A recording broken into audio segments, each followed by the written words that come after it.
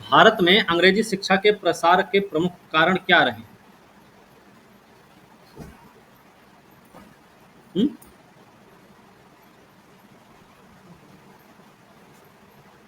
हम्म बताइए। सर, राष्ट्रीय संघर्ष। हम्म हमने बताया है पहला अभी है आपको। 18वीं शताब्दी में राजनीतिक उथल-पुथल। Very good. दूसरा राष्ट्रीय संघर्ष, कंपनी के स्वराज में परिवर्तन जो 1765 में हुआ। और फिर प्रचलित शिक्षा चलित सुधार शिक्षा में सुधार के के प्रयास प्रयास। शुरुआती दौर में हुआ। फिर 1781 में मदरसा स्थापित हुआ, वॉरेन हेस्टिंग्स ने किया। और तो ये लैंग्वेज है उर्दू। देखो, सबसे पहली बात तो ये याद रखो, भारत में ब्रिटिश सत्ता को मजबूत बनाना था, औपनिवेशिक शोषण को और भी मजबूत आधार प्रदान करना था, इसलिए अंग्रेजों ने क्या किया? आधुनिक और पाश्चात्य शिक्षा का प्रसार किया। दूसरी बात है, भारत में एक ऐसा वर्ग तैयार करना था जो शकल से भारतीय हो लेकिन विचारों में या मस्तिष्क से, दिमाग से वो ब्रिटिशर्स हो। उन्हें अपने प्रशासनिक सुविधा को सुलभ बनाने के लिए छोटे मोटे पदों पर व्यक्ति मिल सके, है ना, क्लर्क स्तर के।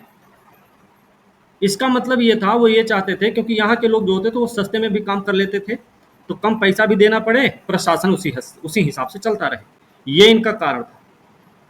ये एक ऐसे वर्ग को तैयार करना चाहते थे ताकि हमें सपोर्ट दे सके, हमारी सत्ता को मजबूती प्रदान करने में इनका समर्थन मिल सके। ऐसा वर्ग तैयार करना चाह, अपना समर्थक खोज रहे थे भारत में। साथ ही साथ ये ऐसा वर्ग तैयार करना चाह रहे थे जो उनके मतलब ब्रिटेन में मशीनीकरण से तैयार माल के उपभोक्ता तैयार हो सके, है ना। ये कुछ कारण रहे हैं। ब्रिटिश व्यापारिक हितों की पूर्ति की जा सके, ठीक है। वैसे नॉर्मल देखा जाए ना, भारत का औपनिवेशिक शोषण, भारत के बुद्धिजीवी वर्गों की जो मांग रही है उसके बिहाफ पर डिमांड, ये इसका कारण बना शिक्षा के प्रसार का। छोटे सरकारी पदों पर भारतीयों की नियुक्ति के लिए भी शिक्षा व्यवस्था करना जरूरी था। भारतीय बाजारों में अपनी पकड़ को मजबूत बनाना था, इसके लिए भी उन्हें शिक्षा व्यवस्था को प्रसारित करना था। ईसाई धर्म का प्रचार प्रसार हो, अच्छे से हो, इसके लिए भी ये शिक्षा व्यवस्था अपनाना चाह रहे थे। हमने बताया है आपको कि ये इनको इस बात में भरोसा था कि अगर हम इनको आधुनिक रूप से शिक्षित कर देते हैं तो इनको अपने धर्म से विश्वास उठ जाएगा, अपने धर्म से आस्था टूट जाएगी और ये हमारे धर्म की ओर मूव कर जाएंगे। इनको इस बात का भी भरोसा था, है ना। इसके साथ साथ भारतीय जनता के मध्य में आपसी वैमनस्य भी बढ़ाने के लिए इन्होंने ऐसा किया था। एक चीज याद रखना, अंग्रेजों ने जो भारत में अंग्रेजी शिक्षा का प्रसार किया, उसका कारण ये नहीं था कि भारत में ब्रिटिश शिक्षा नीति का जो प्रयास है वो लोक उपकारी प्रयास रहा है। लोक उपकारी प्रयास का परिणाम नहीं था अंग्रेजी शिक्षा का प्रसार भारत में। ये बात हमको याद रखनी होगी, ठीक है ना। अब बात आती है, इसमें ईसाई मिशनरियों के भी कुछ प्रयास हुए। देखिए, इसमें प्रयास कई सारे लोगों ने किया। कंपनी ने किए कमीशन के आधार पे, ईसाई मिशनरियों का अपना प्रयास रहा, भारतीय जो सुधारक थे उनके अपने प्रयास रहे हैं, व्यक्तिगत स्तर पर सबके अपने अपने प्रयास रहे। मिशनरियों के क्या प्रयास रहे हैं? मिशनरियों ने अंग्रेजी शिक्षा को प्रसारित करने के लिए अंग्रेजी विद्यालय स्थापित किए। इन्होंने प्राचीन शिक्षा प्रणाली को पुनर्जीवित करने की निंदा की और पाश्चात्य विचारों और ईसाई धर्म के प्रसार के लिए अंग्रेजी माध्यम की शिक्षा को जरूरी माना था। समझ में आया? अंग्रेजी विद्यालय स्थापित किया मिशनरियों ने। मिशनरियों ने प्राचीन जो शिक्षा थी उसको पुनर्जीवित करने की आलोचना की। उन्होंने ये बताया कि भाई, पाश्चात्य विचार और ईसाई धर्म अगर आप अपनाते हैं तो ये आपके लिए जरूरी है, आज के समय की डिमांड है ये, इसके आधार पे आपको इस तरीके से होना पड़ेगा। सर चैप्टर नहीं दिख रहा है। आंग्ल और प्राच्य में क्या विवाद रहा है? हाँ सर, इंग्लिश माध्यम होगा कि हिंदी माध्यम होगा जो शिक्षा है। ठीक है।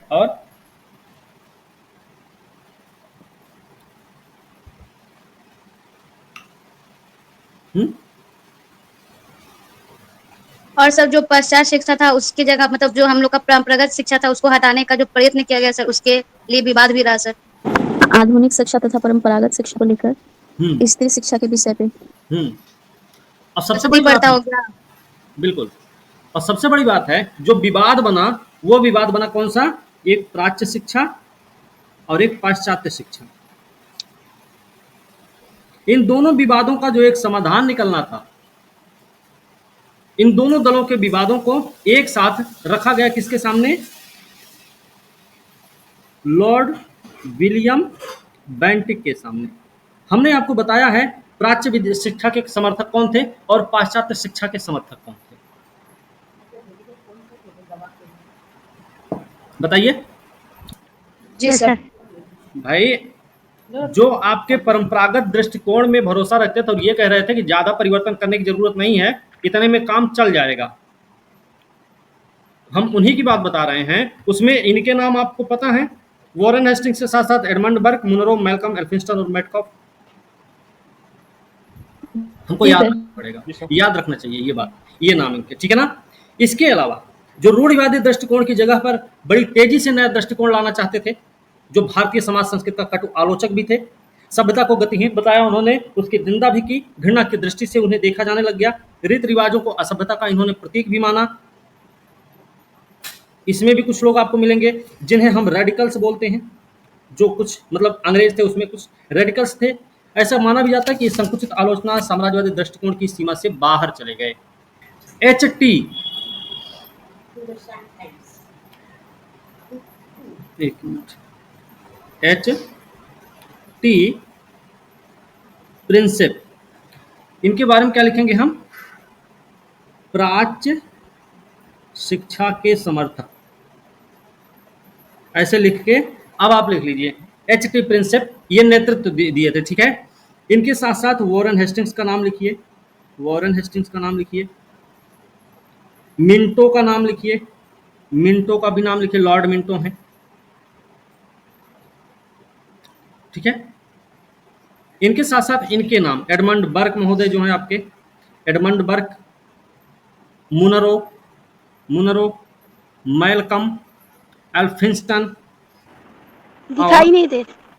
अरे तुमको दिखाइए नहीं दे रहा, ये दिख गया, मुनरो, मैलकम, एल्फिंस्टन, मेटकॉफ, ये सारे लोग कौन है? प्राच्य शिक्षा के समर्थक हैं, ठीक है ना। Yes sir. हाँ, अब आंग्ल शिक्षा के समर्थक कौन है? सर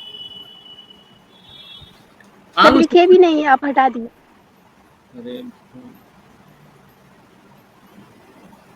अब पाश्चात्य शिक्षा या अंग्रेजी शिक्षा के समर्थक, या अंग्रेजी शिक्षा के समर्थक लिखिए, इसमें कौन रहेंगे?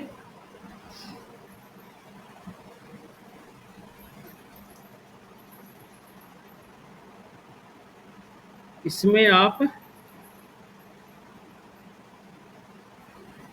मैकाले का नाम रख सकते हैं, मैकाले का नाम पिछले वाले में भी रखा है ना, नहीं मैलकम है, हाँ, इसमें मैकाले का नाम रख दो, अंग्रेजी शिक्षा या पाश्चात्य शिक्षा के समर्थन में, ठीक है। मैकाले ने कहा था अंग्रेजी शिक्षा को लेकर कि यूरोप के एक अच्छे पुस्तकालय की अलमारी का एक कक्ष भारत और अरब के समस्त साहित्य से अधिक मूल्यवान है। यह मैकाले का कथन है। मतलब अब पाश्चात्य शिक्षा को बहुत भारी भरकम, पाश्चात्य साहित्य को भारतीय साहित्य से कहीं ज्यादा मूल्यवान मानता था, ज्यादा वैल्यू देता था, ठीक है ना। मैकाले का जो रक्त और रंग से भारतीय लेकिन प्रवृत्ति, विचार, नैतिक मापदंड और प्रज्ञा के माध्यम से अंग्रेज हों, इस विचार को वास्तविकता प्रदान करने के लिए लॉर्ड विलियम बेंटिक नाम है इनका, ये लॉर्ड विलियम बेंटिक ने क्या किया? 1835 में मैकाले समिति का गठन किया, है ना। इसमें एक शब्द हमने आपसे बताया था, अधोमुखी निस्यंदन का सिद्धांत, डाउन फिल्टरेशन थ्योरी। ये क्या थी भाई? इसका मतलब था मैकाले भारत के जन साधारण को शिक्षित नहीं करना चाह रहा था, क्योंकि वो ये जानता था कि भाई सीमित साधनों से समस्त जनता को शिक्षित करना मुश्किल है, संसाधन सीमित थे। तो वो ये चाहता था कि जो उच्च वर्ग वाले लोग हैं उनको शिक्षा दे दी जाए, उनको शिक्षा देने की रणनीति बनाई जाए। बाद में अधोमुखी निस्यंदन सिद्धांत को उसने फिर प्रस्तुत किया कि उच्च वर्ग वालों को शिक्षा मिल जाएगी तो फिर उससे वो शिक्षा जो है छन छन के निचले तबके तक पहुंच जाएगी। इसका ये मानना था अधोमुखी निस्यंदन के सिद्धांत के अंतर्गत। इसमें इसी बात को ध्यान में रखा गया। विलियम बेंटिक ने जब कलकत्ता मेडिकल की नींव, मेडिकल कॉलेज लिख लीजिए, तो कलकत्ता मेडिकल कॉलेज की नींव कब रखी गई थी? 1835 में कलकत्ता मेडिकल कॉलेज की नींव रखी। किसने रखी? विलियम बेंटिक ने रखी। फिर 51 में क्या हुआ? 51 में क्या किया गया? पूना संस्कृत कॉलेज, पूना संस्कृत कॉलेज, पूना अंग्रेजी कॉलेज, पूना अंग्रेजी कॉलेज, इन दोनों को मिला दिया गया 51 में जाके। अब इसका क्या नाम फिर रखा गया? पूना कॉलेज, सॉरी, ठीक है ना? ये बात हमें याद रखनी है। इसी दौर में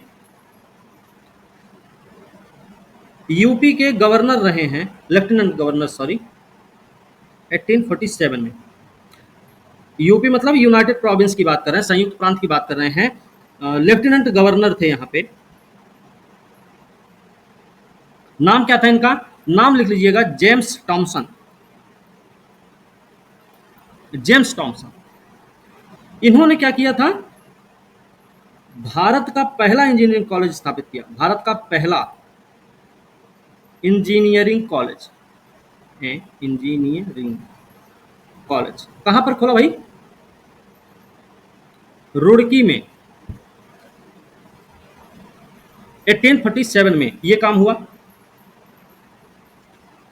ठीक है, देखिए शिक्षा से संबंधित कई सारी समितियां लाई गई थी। अच्छा, आप चाहे तो ऐसे लिख सकते हैं, आयोग लिख सकते हैं एक तरफ, वर्ष लिख सकते हैं एक तरफ, गवर्नर जनरल वायस राय लिख सकते हैं, सॉरी, गवर्नर जनरल वायस राय लिख सकते हैं एक तरफ, और ये महत्वपूर्ण तथ्य भी लिख सकते हैं। लंबा चौड़ा कहानी लिखने से बेहतर हो जाएगा, इतने में हम समझ लेंगे, बाकी हम समझा देंगे, ठीक है ना? ऐसा कर देंगे, सही हो जाएगा। तो लिखिएगा सबसे पहले कौन सा? वुड्स डिस्पैच, वुड्स का निर्देश पत्र जिसको बोलते हैं, 1854, सॉरी 1854। वायसराय की गवर्नर जनरल, गवर्नर जनरल है कौन भाई? लॉर्ड डलहौजी है। हालांकि डलहौजी अपने व्युत्पत्ति के सिद्धांत के लिए जाना जाता है। नहीं, क्या बोला इसने? Yes sir. इस वुड्स डिस्पैच को भारतीय शिक्षा का मैग्ना कार्टा कहा गया, भारतीय शिक्षा का मैग्ना कार्टा कहा गया। ठीक है, अगला लिखिएगा हंटर आयोग। हंटर आयोग तो ऊपर लिखा ही गया ना, तो हंटर लिख दो बस। ये कब आया? 82 में, 1882 में। इसमें कौन रहा होगा? रिपन भाई साहब थे इसमें। क्या हुआ इसमें? प्राथमिक और माध्यमिक, प्राथमिक और माध्यमिक शिक्षा। हमने बताया ना इसके बारे में, हंटर आयोग के बारे में। ये सर बताए थे। ठीक है, हंटर कमीशन ने क्या क्या सुझाव दिए थे। एक और है फिर भारतीय विश्वविद्यालय आयोग। ये कब आएगा? 1904 में। हमने इसके बारे में क्या बताया था? एक किसी कॉलेज की स्थापना भी की गई थी, है ना? कलकत्ता में एक समिति बुलाई गई, बताया था ना ये 1904 में।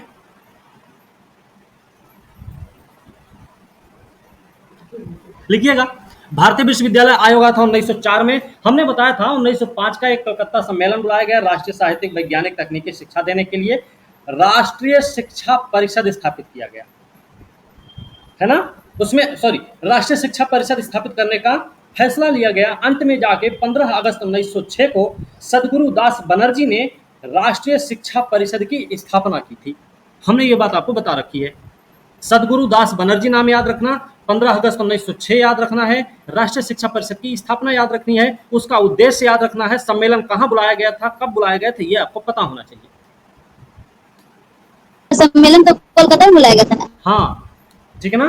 चलिए, ये है इस समय कौन था भारत में? करजन, करजन था। इसने लिखिएगा, इसमें महत्वपूर्ण तथ्य में लिखिएगा, 1902 में गठित, 1902 में गठित रैले रैले आयोग की सिफारिश पर,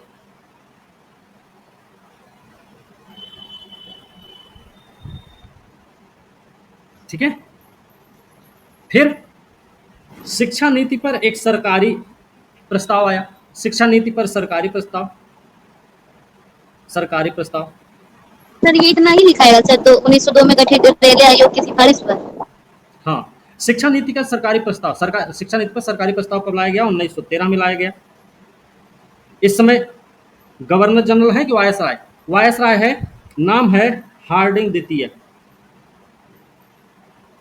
सरकारी प्रस्ताव, हाँ 1913 है, हार्डिंग द्वितीय है भाई, और हार्डिंग द्वितीय है। इसमें लिखिएगा महत्वपूर्ण तथ्य के रूप में, निरक्षरता निरक्षरता समाप्त करने की नीति का अनुमोदन, निरक्षरता समाप्त करने की नीति का अनुमोदन, ठीक है। अगला है सैडलर, सैडलर विश्वविद्यालय आयोग। ये कब लाया गया? 1917 में। कौन है इस समय? चेम्सफोर्ड है, चेम्सफोर्ड है। इसने क्या दिया? कलकत्ता विश्वविद्यालय की समस्याओं के अध्ययन हेतु, कलकत्ता विश्वविद्यालय की समस्याओं के अध्ययन हेतु इस सैडलर विश्वविद्यालय आयोग का गठन किया गया, ठीक है। फिर आता है हार्टोग समिति, हार्टोग समिति कब आया? ये 1929 को। कौन है इस समय वायसराय? इरविन भाई साहब हैं, है ना। याद करो, दो महात्माओं का मिलन बोला गया था जब दिल्ली में इरविन के सामने कोई बैठा हुआ व्यक्ति था, और ये सेंटेंस का यूज किया था किसी भारतीय महिला क्रांतिकारी ने, जो भारत की पहली महिला राज्यपाल भी बनी।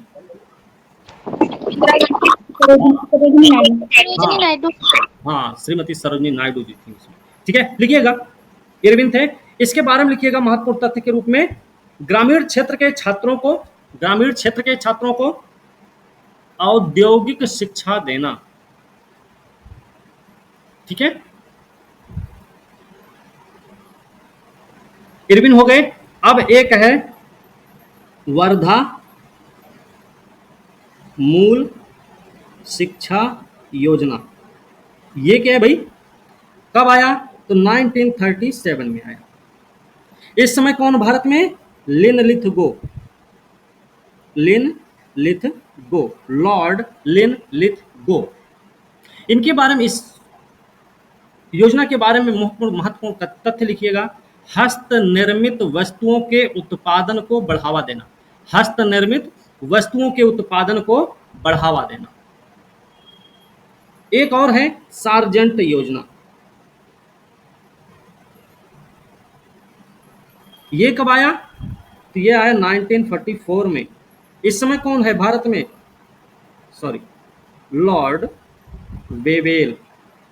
इसमें क्या महत्वपूर्ण तथ्य है? लिख लीजिएगा, 6 से 11 वर्ष, 6 से 11 वर्ष तक के बच्चों के लिए, 6 से 11 वर्ष तक के बच्चों के लिए अनिवार्य और निःशुल्क शिक्षा, ठीक ना। हो गया? जी सर, जी सर। ठीक है, यस सर। ठीक है। तो हमें देखिए, पहले से मैकाले समिति हमने पढ़ रखा है, वुड्स डिस्पैच भी हमने देख रखा है, हंटर कमीशन के बारे में भी थोड़ा बहुत हमको पता था, लेकिन उतना नहीं, है ना। ठीक है। हंटर कमीशन कब आया है? 1882 में। शिक्षा आयोग है, तो हंटर आयोग आपका आया है 1882 में, है ना। सॉरी, 1882-83 में आया था, ठीक है। इसमें ब्रिटिश सदस्य तो थे ही साथ 8 भारतीय सदस्य भी थे। ठीक है। ब्रिटिश सदस्यों के साथ साथ इसमें ब्रिटिश प्लस भारतीय सदस्य इसमें शामिल थे। ये बात हमको याद रखनी चाहिए। ठीक है। इसका काम क्या रहा है? प्राथमिक और माध्यमिक शिक्षा स्तर की माध्यमिक स्तर की शिक्षा में हुई प्रगति की समीक्षा करना। क्या था इसमें? प्राथमिक और माध्यमिक स्तर पर शिक्षा में हुई प्रगति की समीक्षा करना, साथ ही साथ शिक्षा पर ध्यान देना। इसने कुछ प्रस्ताव भी रखे। प्रस्ताव क्या रखे इसने?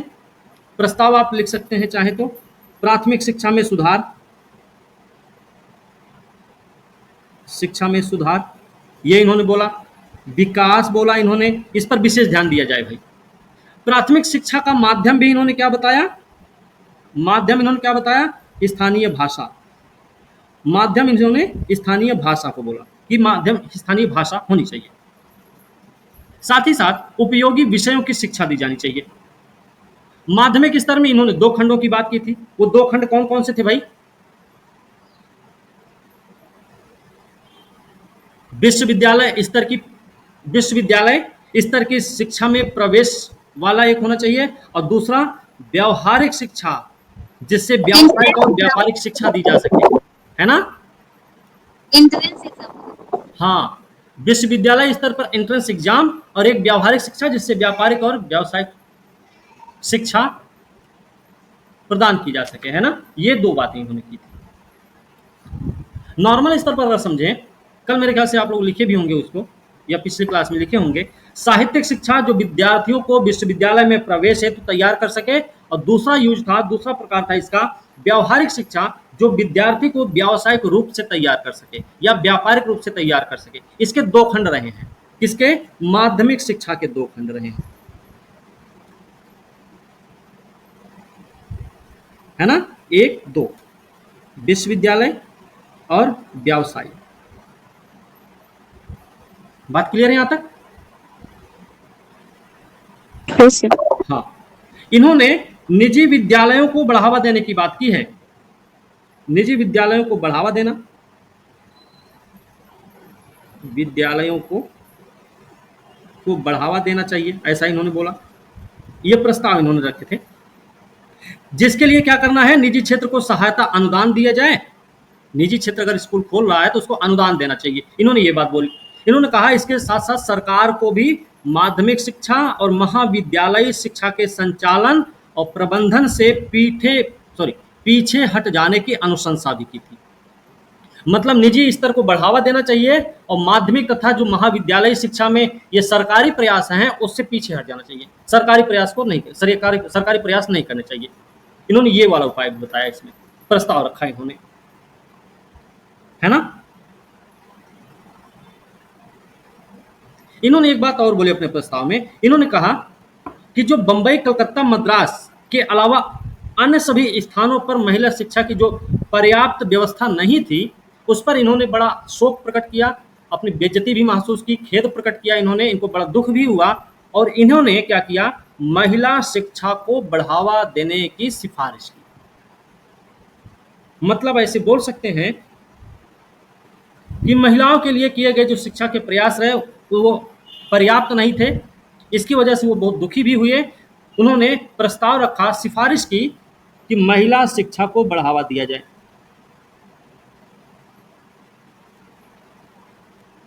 बढ़ावा दिया जाना चाहिए।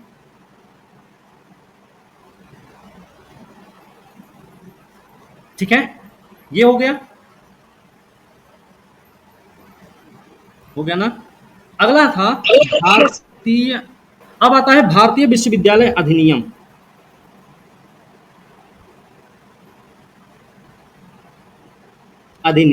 कब आया? 1904 में आया। हमें पता है ये टॉमस रैले 1902 में टॉमस रैले कमीशन गठित किया गया था, इसकी सिफारिश के आधार पर। अच्छा, उस समय भारत में कौन था? भारत का वायसराय कौन था? जब कर्जन। हाँ, कर्जन था। 1899 से 1905 के बीच में लॉर्ड कर्जन था भाई, याद रखना है। तो लॉर्ड कर्जन के समय में टॉमस रैले की अध्यक्षता में 1902 में रैले कमीशन की नियुक्ति की गई। इसका उद्देश्य क्या था? उद्देश्य था विश्वविद्यालय, भारतीय विश्वविद्यालयों की स्थिति का अनुमान लगाना, साथ ही साथ उनके संविधान कार्यक्षमता से संबंधित सुझाव प्रस्तुत करना। याद रखना, इसको प्राथमिक और माध्यमिक शिक्षा से कोई मतलब नहीं था, सिर्फ उसको मतलब था विश्वविद्यालय शिक्षा से। ठीक है ना? और ये क्या लिखा है फिर से सर? बिलग्रामी और दूसरे थे गुरुदास बनर्जी। ठीक है ना? टॉमस रैले कमीशन में 2 भारतीय भी थे, नाम है जस्टिस गुरुदास बनर्जी और सैयद हुसैन है ये। ठीक है, सैयद हुसैन बिलग्रामी। ओके, ये 2 लोग रहे हैं भारतीय इसमें। 1904 में विश्वविद्यालय अधिनियम लाया गया। इसमें क्या क्या प्रस्ताव रखे गए, क्या क्या इसमें प्रावधान किए गए? तो पहला प्रावधान तो यही रहा कि विश्वविद्यालय के उप सदस्य जो फेलोज होंगे उनकी संख्या 50 से कम और 100 से अधिक हो। ठीक है ना? इसमें क्या सिफारिश हुई? जो विश्वविद्यालय के उप सदस्य होंगे,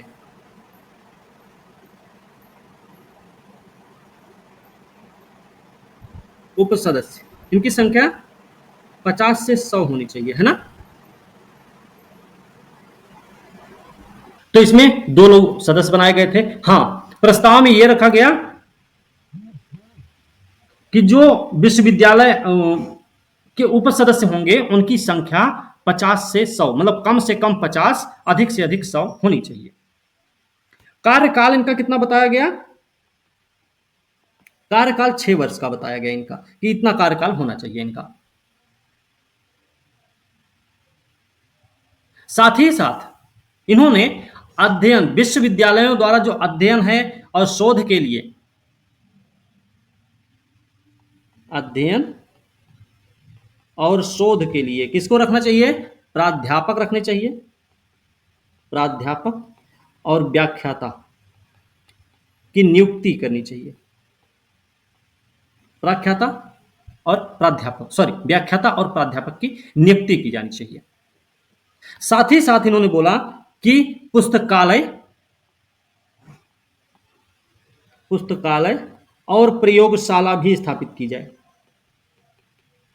प्रयोगशाला भी स्थापित की जाए। ठीक है? अच्छा, इन्होंने एक और प्रस्ताव बोला, जो ये उपसदस्य बनाए जाएंगे ना, ये कैसे बनेंगे? ये भैया सरकार द्वारा नामित होने चाहिए, सरकार द्वारा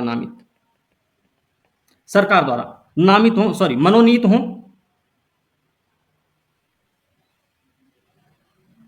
ठीक है? इसके साथ साथ जो सदस्य चयनित किए जाएंगे, जैसे कलकत्ता, बंबई और मद्रास विश्वविद्यालय में, कहां कहां लिखने की जरूरत नहीं है, कलकत्ता, बंबई,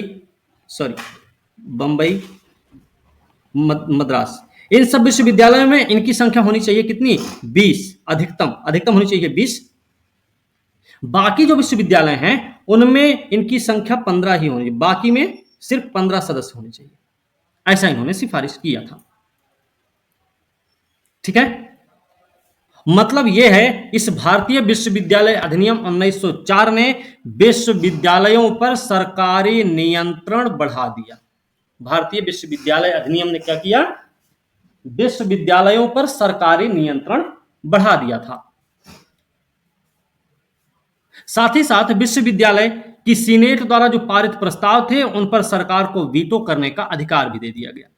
विश्वविद्यालय की सीनेट के द्वारा पारित अगर कोई भी प्रस्ताव है तो सरकार को उस पर वीटो करने का अधिकार मिल गया। काम हुआ है इस अधिनियम के माध्यम से अशासकीय जो कॉलेज रहे हैं, इस अधिनियम के माध्यम से जो अशासकीय कॉलेज रहे हैं उन पर सरकार का कठोर नियंत्रण स्थापित हुआ। गवर्नर जनरल को इन विश्वविद्यालयों की क्षेत्रीय सीमाएं निर्धारित करने का अधिकार, लिख लीजिए इसको, इस अधिनियम द्वारा गवर्नर जनरल को विश्वविद्यालयों की क्षेत्रीय सीमाएं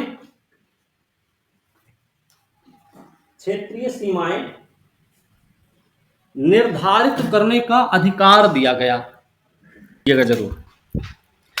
इसके बाद शिक्षा प्रणाली में कोई विशेष परिवर्तन तो नहीं हुआ था, लेकिन विश्वविद्यालयों में सुधार के लिए 5 लाख रुपए वार्षिक 5 साल के लिए निर्धारित किए गए।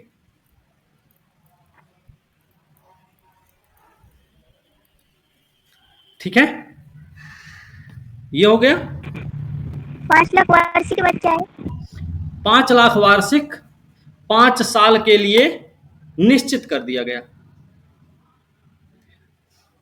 बाद में एक विशेषता भी बन जाती है सभी हमेशा के लिए, लेकिन अभी ये एक प्रस्ताव था, सॉरी, ये एक लागू करना मतलब तत्काल में लागू किया गया था। अब एक आता है शिक्षा नीति पर सरकारी प्रस्ताव, है ना।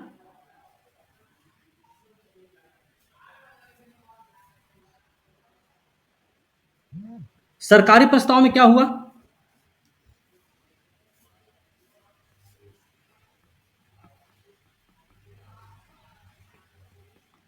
शिक्षा नीति पर सरकारी प्रस्ताव,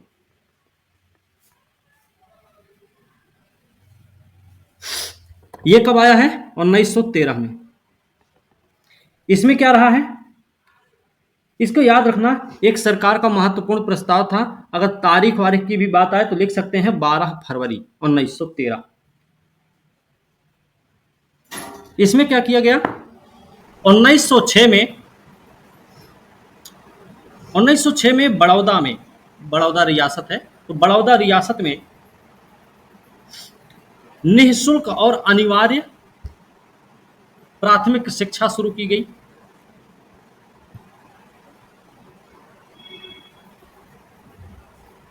बड़ौदा रियासत में निःशुल्क अनिवार्य प्राथमिक शिक्षा शुरू की गई 1906 में।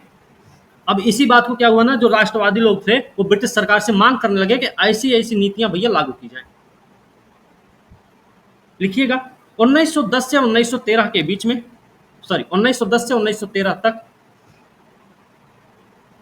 विधान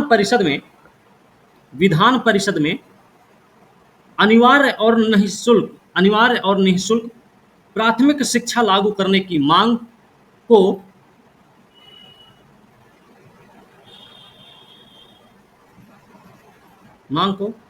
गोपाल कृष्ण गोखले ने विधान परिषद में प्रस्तुत किया।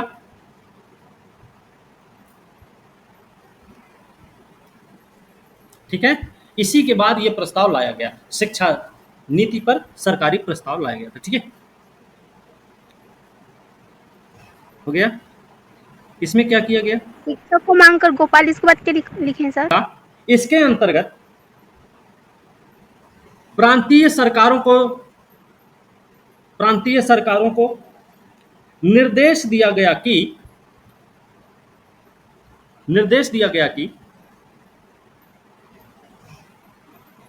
समाज के निर्धन और अत्यंत पिछड़े, ठीक है, वर्ग के बच्चों को निःशुल्क शिक्षा प्रदान किए जाने की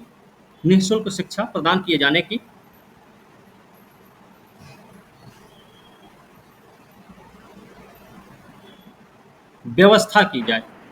फिर से बोलिए पूरा शुरू से। लाइन, शिक्षा प्रदान करने के संबंध में निजी क्षेत्र या गैर सरकारी उद्यमों को भी समर्थन प्रदान किया गया।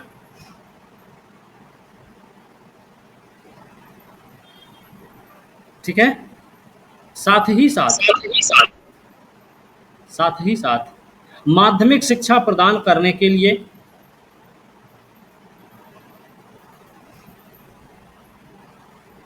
विद्यालयों में सुधार के संबंध में सिफारिश की गई।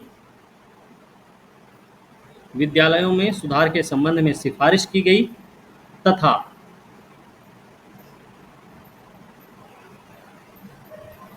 प्रत्येक प्रांत में एक विश्वविद्यालय स्थापित करने की घोषणा की गई।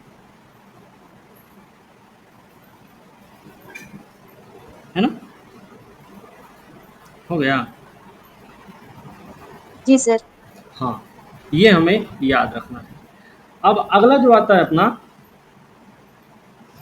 सैडलर विश्वविद्यालय आयोग।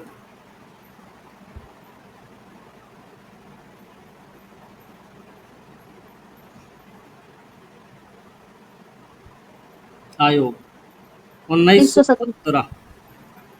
सैडलर विश्वविद्यालय आयोग का गठन किया गया था कलकत्ता विश्वविद्यालय की संभावनाओं और समस्याओं का अध्ययन करने के लिए। है ना? कलकत्ता विश्वविद्यालय की समस्याओं और संभावनाओं का अध्ययन करने के लिए सैडलर आयोग का गठन 1917 में किया गया था। इस सैडलर आयोग में 2 भारतीय थे, इनके नाम जरूर लिखिए। और यह ध्यान रखना क्यों इस आयोग का गठन किया गया था। क्यों किया गया था? कलकत्ता विश्वविद्यालय की समस्याओं और संभावनाओं का अध्ययन करने के लिए। 2 भारतीय कौन कौन से थे भाई? डॉक्टर सर आशुतोष मुखर्जी और दूसरे कौन थे? जियाउद्दीन अहमद। डॉक्टर जियाउद्दीन अहमद। जियाउद्दीन अहमद, ये 2 भारतीय थे इसमें। है ना? ओके, हो गया? जी सर। ठीक। जी सर। ओके, सर ये मोटे मोटे तौर पे विश्वविद्यालय से संबंधित था ना सर, ये वाला आयोग? हाँ, एक चीज और याद रखना, इस जो ये सैडलर विश्वविद्यालय आयोग था ना, इसने 1904 में जो एक्ट लाया गया था, 1904 में कौन सा एक्ट आया था? विश्वविद्यालय आयोग, है ना? विश्वविद्यालय। अधिनियम आया था, लिख लीजिएगा। 1904 के एक्ट की निंदा की। 1904 के एक्ट की निंदा की इसने। अच्छा, निंदा भी कैसे की? इसने बताया कि जो विश्वविद्यालय और कॉलेज हैं उनके शिक्षा में व्यापक स्तर पर समन्वय में कमी है। उन सबके शिक्षा में व्यापक रूप से समन्वय में कमी है, इस बात पर इसने 1904 के एक्ट की निंदा की है। ये बात भी हमको याद रखनी चाहिए। इसमें क्या क्या बात की गई? इसने ये बात बोली कि अगर भैया विश्वविद्यालय की शिक्षा को सुधारना है तो हमें सबसे पहले माध्यमिक शिक्षा को सुधारना पड़ेगा। मतलब लिख सकते हैं, विश्वविद्यालय शिक्षा को सुधारने के लिए माध्यमिक शिक्षा को सुधारना जरूरी है। सिफारिश में लिखिएगा इसके, स्कूल की शिक्षा 12 वर्ष की होनी चाहिए। इनकी सिफारिश क्या रही है? स्कूल की शिक्षा 12 वर्ष की होनी चाहिए। साथ ही तथा माध्यमिक परीक्षा के बाद विश्वविद्यालय में प्रवेश दिया जाना चाहिए। ये भी लिखिएगा। अगला, स्नातक की उपाधि के लिए 3 साल की शिक्षा होनी चाहिए तथा प्रतिभाशाली विद्यार्थियों के लिए ऑनर्स पाठ्यक्रम साधारण पाठ्यक्रम से अलग होना चाहिए। देखिएगा, कलकत्ता विश्वविद्यालय के भार को कम करने के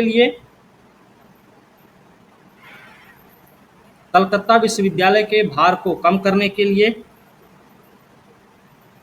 ढाका में विश्वविद्यालय स्थापित किया जाए।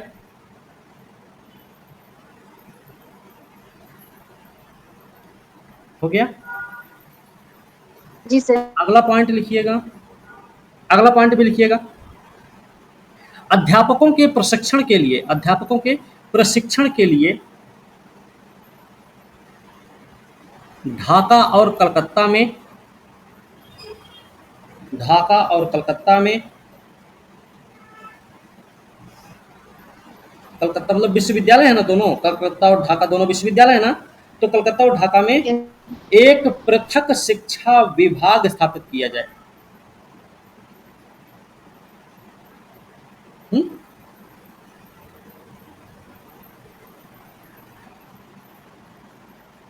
हो गया। विश्वविद्यालय, विश्वविद्यालय व्यावहारिक विज्ञान, व्यावहारिक विज्ञान और प्रौद्योगिकी के पाठ्यक्रम का प्रबंध करे।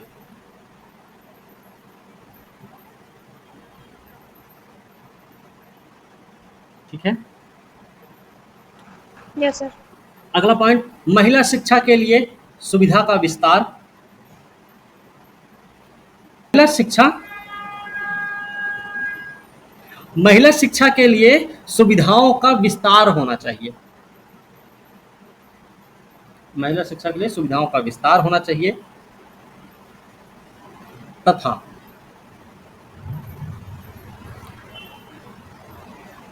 कलकत्ता विश्वविद्यालय में एक विशेष विभाग, कलकत्ता विश्वविद्यालय में एक विशेष विभाग महिला शिक्षा प्रसार बोर्ड,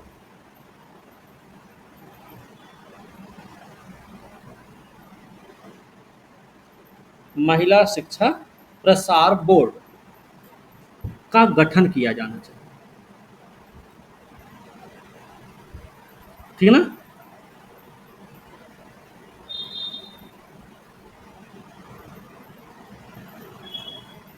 हो गया।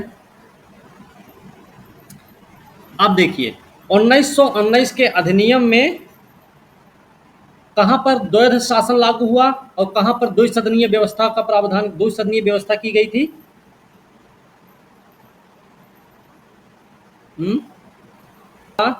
1919 की हिसाब से बता रहे हैं। अब जो शिक्षा व्यवस्था की बात होगी वो होगी द्वैध शासन के अधीन।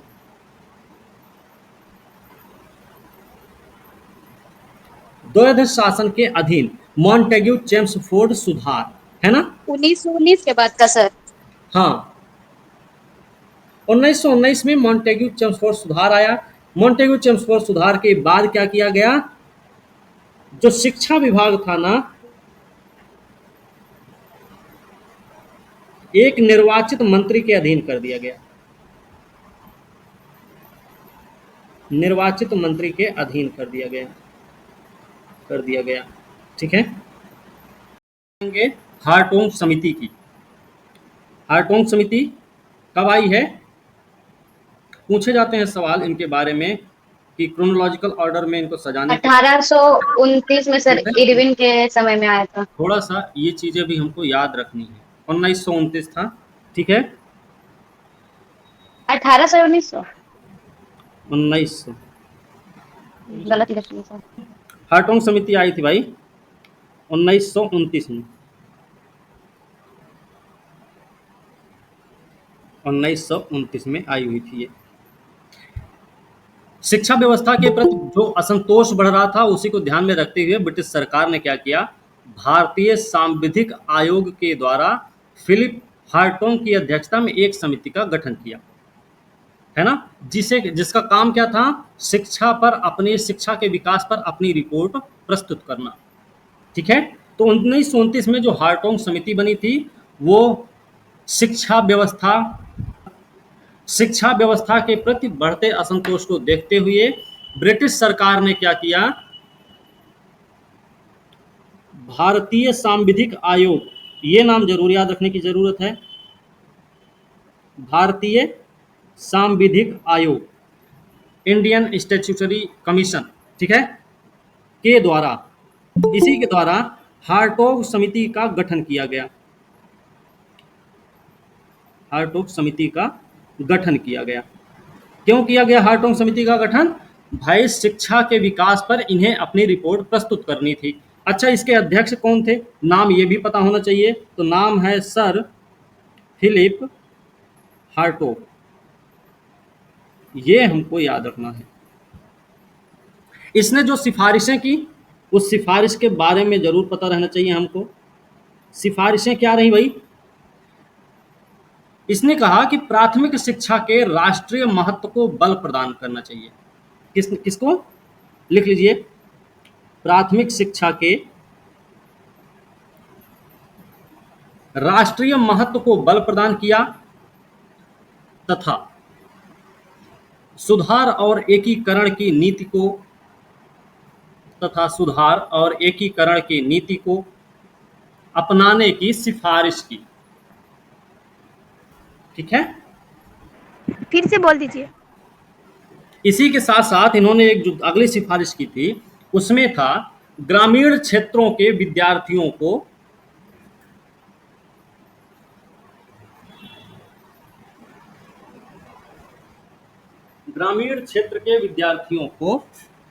वर्नाकुलर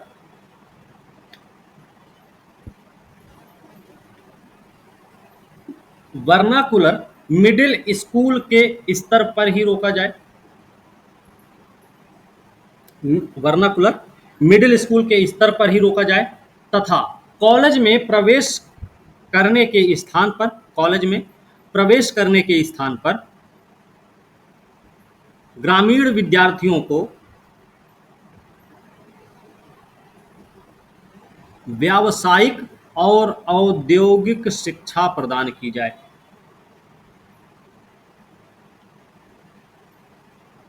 है ना?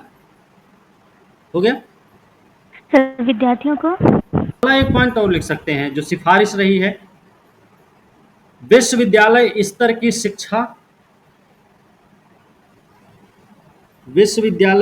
की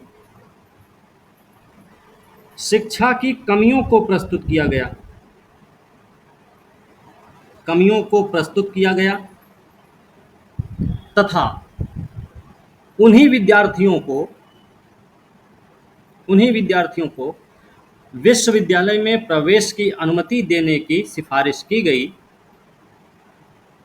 उन्हीं विद्यार्थियों को विश्वविद्यालय में प्रवेश की अनुमति देने की सिफारिश की गई जो उच्च शिक्षा प्राप्त करने के योग्य हो। ठीक है, परिणाम क्या निकला इसका? लिख सकते हैं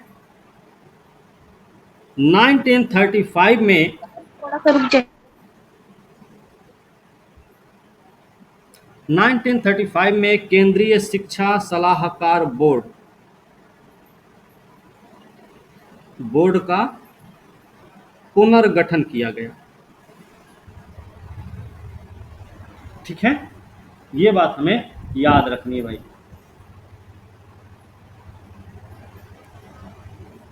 अच्छा, आपसे अगर पूछा जाए अधोमुखी निस्यंदन का सिद्धांत या डाउन फिल्ट्रेशन थियरी किससे संबंधित है, तो किससे सर संबंधित ये है?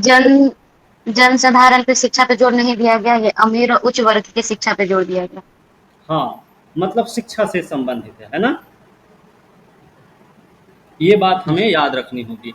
एक चीज और हमें याद रखना है, ये जो वुड्स डिस्पाइस था ना, वुड्स का निर्देश पत्र था जिसे भारतीय शिक्षा का मैग्ना कार्टा भी कहते हैं, इसके आधार पर लंदन विश्वविद्यालय की तर्ज पर भारत में कहां पर विश्वविद्यालयों की स्थापना की गई थी? कोलकाता, मद्रास, बॉम्बे। हाँ, और ये विश्वविद्यालय उस समय स्थापित किए गए जिस समय पूरा भारत आंदोलित हो रहा था। पूरा भारत नहीं, लगभग उत्तर भारत आंदोलित हो ही रहा था। 1857 का समय है। ठीक है, तो ये हमें याद रखना है। अब बात करें वर्धा मूल शिक्षा योजना। वर्धा मूल शिक्षा योजना कब आई है? ये आई है 1937 में। 1937 में आई थी। ये जो वर्धा मूल शिक्षा योजना है ना, ये हरिजन पत्रिका में प्रकाशित थी। हरिजन पत्रिका में प्रकाशित शिक्षा योजना थी।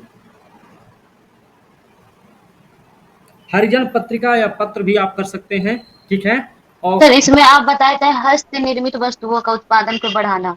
हाँ, उसी पे आएंगे, ठीक है। हरिजन पत्रिका का नाम आ रहा है, जाहिर सी बात है भाई, नाम होगा किसका?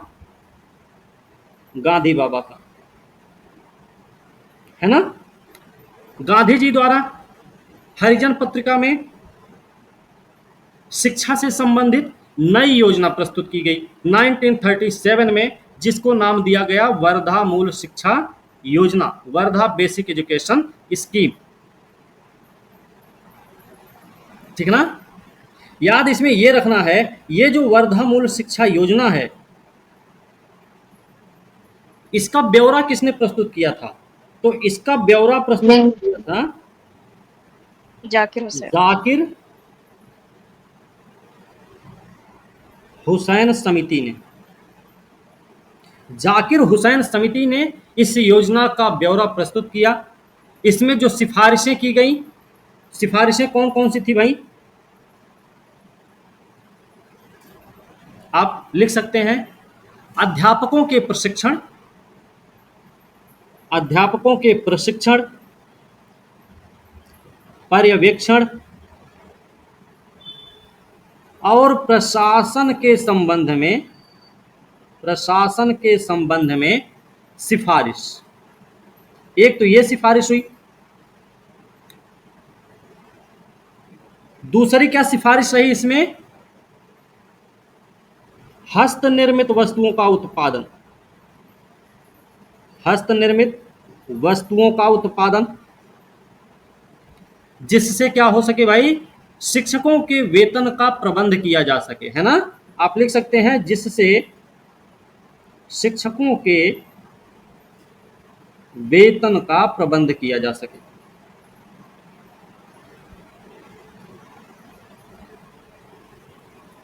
बात क्लियर है? लिखिएगा जी सर। अगला पॉइंट, अगला पॉइंट अच्छा यहाँ पे बताइएगा क्या लिखा है। लिखिएगा अगला पॉइंट, विद्यार्थियों को 7 साल तक, विद्यार्थियों को 7 साल तक मातृभाषा में विद्या अर्जन करने की सिफारिश की गई।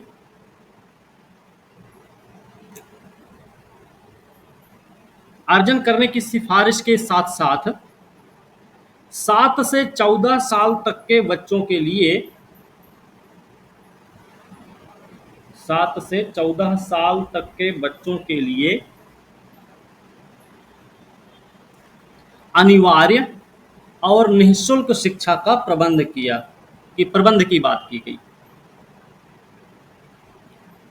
ठीक है।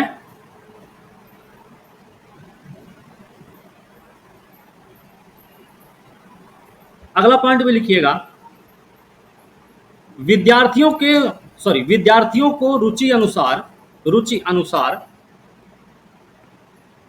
व्यावसायिक शिक्षा प्रदान करने की सिफारिश की गई।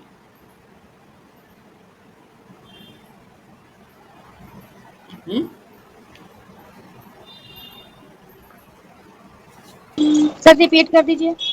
विद्यार्थियों को उनकी रुचि अनुसार व्यावसायिक शिक्षा प्रदान करने की सिफारिश की गई। लेकिन ध्यान रहे, यह योजना जब प्रस्तुत की गई थी तो उस समय भाई दूसरा विश्व युद्ध शुरू हो गया, और दूसरा विश्व युद्ध शुरू होने के चलते कांग्रेस मंत्रिमंडल ने त्यागपत्र दे दिया, जिसकी वजह से ये योजना क्रियान्वित नहीं हो सकी। ओके, अगली जो योजना है वो है सार्जेंट योजना।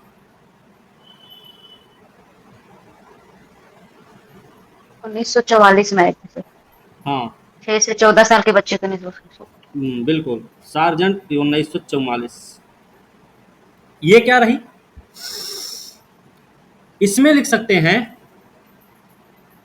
केंद्रीय शिक्षा सलाहकार बोर्ड। इस योजना को सॉरी केंद्रीय शिक्षा सलाहकार बोर्ड ने राष्ट्रीय योजना तैयार की, जिसके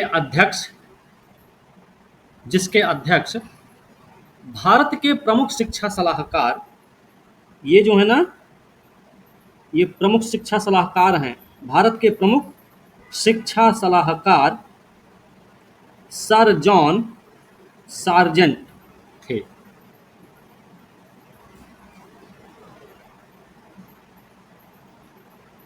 इसकी क्या क्या सिफारिश रही है?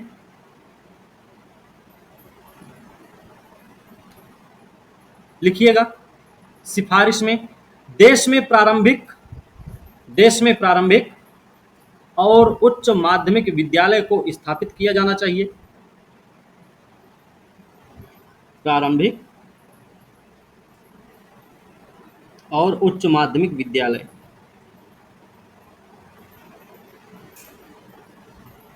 दूसरा, 6 से 11 साल के बच्चों के लिए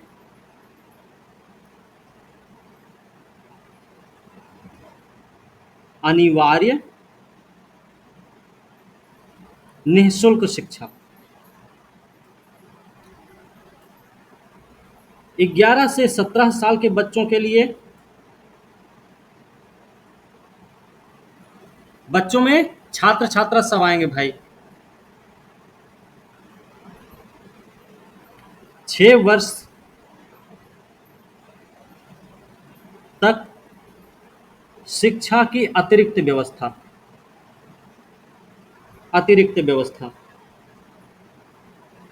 ठीक है।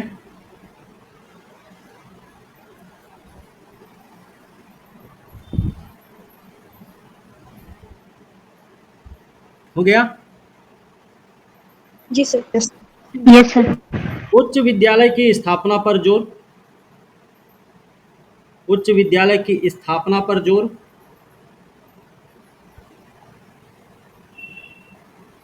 और वो भी उच्च विद्यालय कैसा होना चाहिए? विद्या विषयक।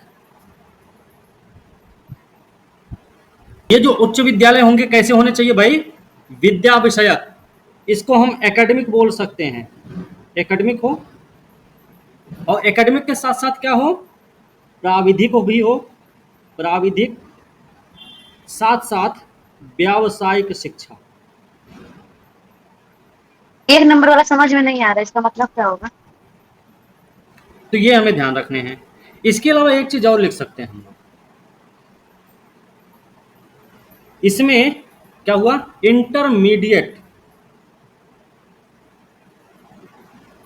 इंटरमीडिएट विद्यालय की श्रेणी को समाप्त कर देना चाहिए।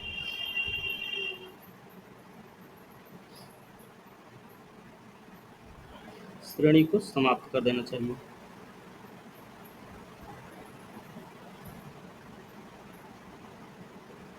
क्यों सर? लिखिएगा अगला पॉइंट। इस योजना के अनुसार देश की शिक्षा व्यवस्था का पुनर्निर्माण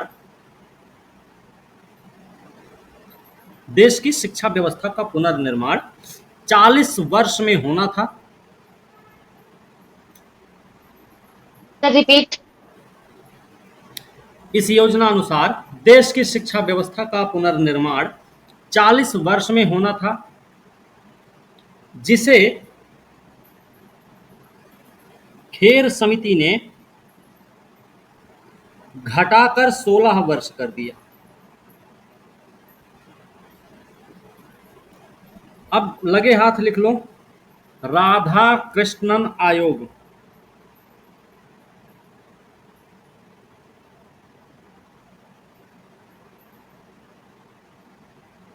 राधा कृष्णन आयोग।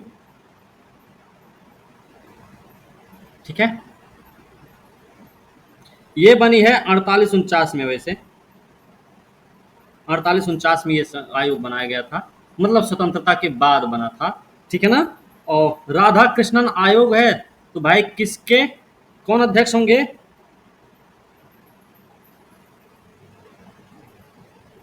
सर्वपल्ली राधाकृष्णन। डॉक्टर सर्वपल्ली राधाकृष्णन।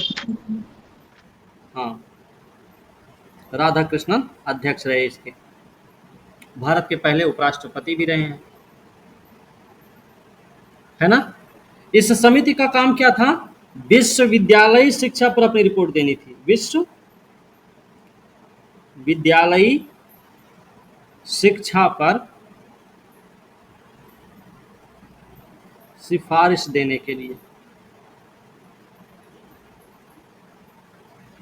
ये रिपोर्ट 1949 में प्रस्तुत हुआ।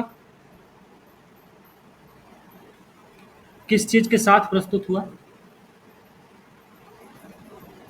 लिखिएगा। देखिए, विश्वविद्यालय शिक्षा की बात है तो हम ये बार बार नहीं लिखा जाएगा, ना लिखवाएंगे, ठीक है। नॉर्मल लिखिएगा, लिख लीजिए, अच्छा वैसे भी लिखना पड़ेगा। विश्वविद्यालय शिक्षा से पहले 12 वर्ष के अध्ययन की व्यवस्था, 12 वर्ष के अध्ययन की व्यवस्था, ठीक है। फिर विश्वविद्यालय में जो परीक्षाएं होंगी, परीक्षा के अलावा कम से कम 180 दिन पढ़ाई की व्यवस्था, पढ़ाई की व्यवस्था। और ये भी जो 180 दिन पढ़ाई व्यवस्था होगी ना, ये 11 सप्ताह वाली होगी। 11 सप्ताह के कितने? 3 सत्र होंगे, ठीक है ना। अगला पॉइंट लिख सकते हैं, 3 प्रमुख उद्देश्य थे उच्च शिक्षा के, 3 प्रमुख उद्देश्य।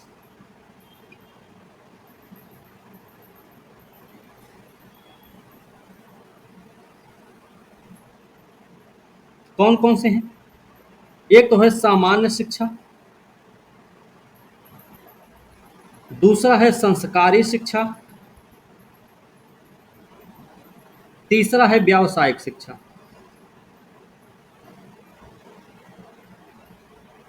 ठीक है। तीसरा है व्यावसायिक शिक्षा।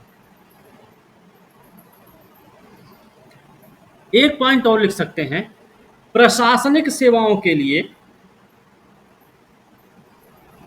प्रशासनिक सेवाओं के लिए विश्वविद्यालय द्वारा, प्रशासनिक सेवाओं के लिए विश्वविद्यालय द्वारा स्नातक की उपाधि, स्नातक स्नातक की उपाधि अनिवार्य नहीं होनी चाहिए,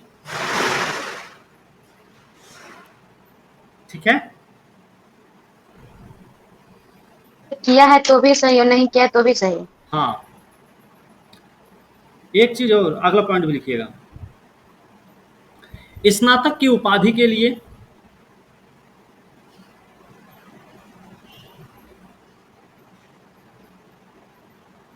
स्नातक की उपाधि के लिए 3 वर्षों के दौरान, 3 वर्षों के दौरान भिन्न भिन्न विषयों की, भिन्न भिन्न विषयों की, भिन्न भिन्न स्तरों पर परीक्षा का आयोजन किया जाना चाहिए।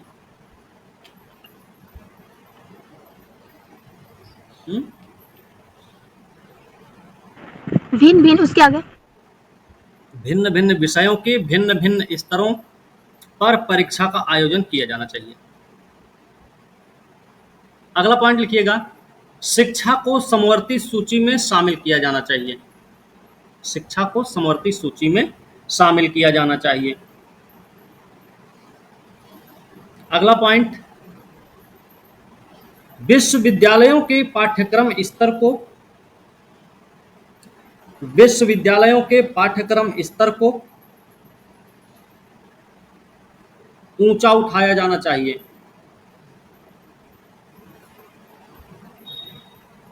अगला पॉइंट भी,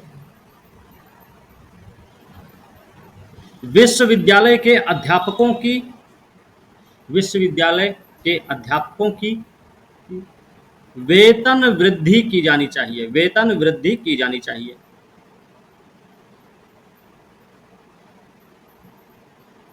अगला पॉइंट, यूजीसी का गठन किया जाए, यूजीसी है ना, विश्वविद्यालय अनुदान आयोग का गठन किया जाए, यस। ताकि ताकि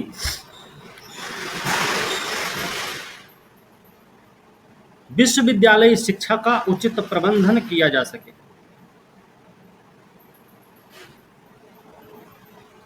ठीक है,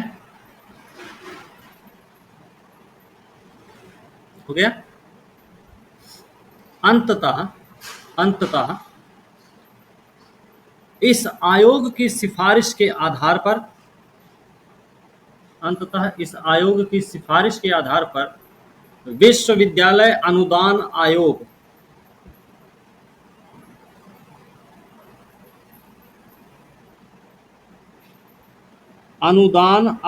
का गठन किया गया। कब किया गया एक बार भाई? फिर से बोल दीजिए ना। अंततः इस आयोग के आधार पर विश्वविद्यालय अनुदान आयोग का गठन 1953 में किया गया।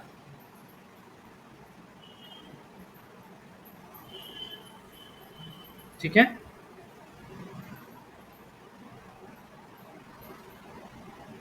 अब लिखिए कोठारी शिक्षा आयोग। कितना है सर? देखिए 1964 में इस आयोग का गठन हुआ है, कोठारी आयोग। अध्यक्ष की अगर बात कर लें तो अध्यक्ष कौन रहे होंगे? डॉक्टर DS कोठारी अध्यक्ष थे। इनका काम क्या था? देश के संपूर्ण विकास प्रगति के लिए शिक्षा और अनुसंधान को निर्णायक माना इस आयोग ने। इन्होंने जो शिक्षा नीति प्रस्तुत की थी, कैसे प्रस्तुत की? इन्होंने जो शिक्षा नीति प्रस्तुत की वो लोचशीलता के साथ प्रस्तुत किया इन्होंने। सिफारिश लिखिएगा,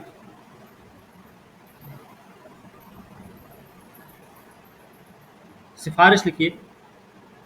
सामान्य शिक्षा में अनिवार्य अंग के रूप में, सामान्य शिक्षा में अनिवार्य अंग के रूप में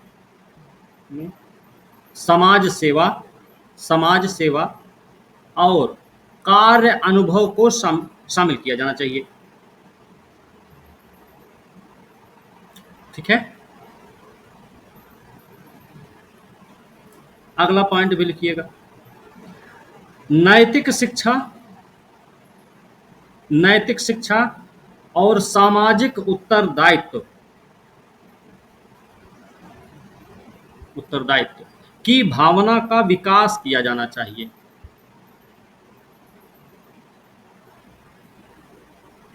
है ना?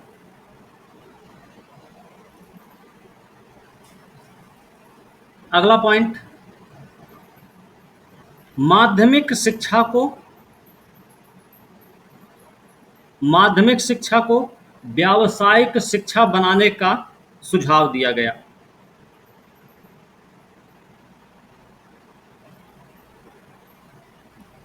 व्यावसायिक शिक्षा का अगला पॉइंट है, कीजिए।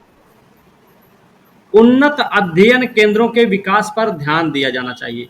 उन्नत अध्ययन केंद्रों के विकास पर ध्यान दिया जाना चाहिए। अगला पॉइंट भी लिख सकते हैं, अध्यापकों के प्रशिक्षण और गुणवत्ता को उच्च प्राथमिकता दिया जाना चाहिए।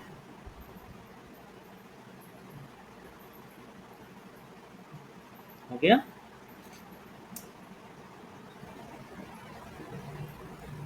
ठीक है भाई।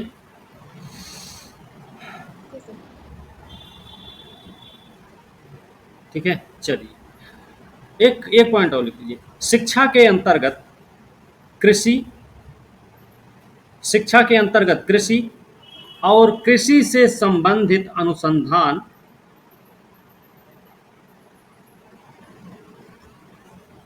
और शोध पर बल दिया जाना चाहिए।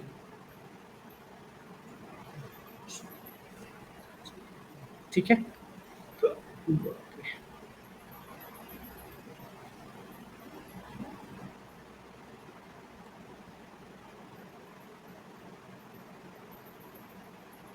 हो गया। यस। जो 1968 आया था, ये कोठारी आयोग से लगभग सेम थी। इसमें बस ये किया गया, इसमें सिर्फ ये बताया गया था कि शिक्षा पर राष्ट्रीय आय का 6% हिस्सा खर्च किया जाना चाहिए। ये इन्होंने बात बोली थी। एक दूसरी चीज इन्होंने बोली थी, अध्यापक के वेतन और पद में वृद्धि की जानी चाहिए, इन्होंने ये बोला था। एक चीज और इन्होंने बोला था, इसमें बोला गया था कि 3 भाषाई फार्मूला को प्रस्तुत करके क्षेत्रीय भाषाओं का विकास और विस्तार करने की बात की थी। ठीक है, अब ब्रिटिश शिक्षा का, सॉरी, पाश्चात्य शिक्षा का भारत पर प्रभाव या ब्रिटिश शिक्षा का भारत पर क्या प्रभाव रहा है। तो देखिए, प्रभाव की अगर हम बात करें तो सबसे पहले तो हमको प्रभाव नकारात्मक होने चाहिए। नकारात्मक बताऊं, नकारात्मक प्रभाव क्या रहा है, ये लिख लीजिए पॉइंट पॉइंट करके। सर इसमें हेडिंग क्या डालें? ब्रिटिश शिक्षा का प्रभाव भारत पर प्रभाव। तो सबसे पहले नकारात्मक प्रभाव लिखेंगे हम लोग। क्या लिखेंगे? पहला प्रभाव हमारा नकारात्मक है, ब्रिटिश सांस्कृतिक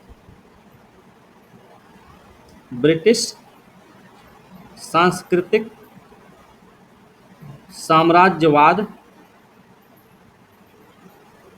का भारत में विस्तार।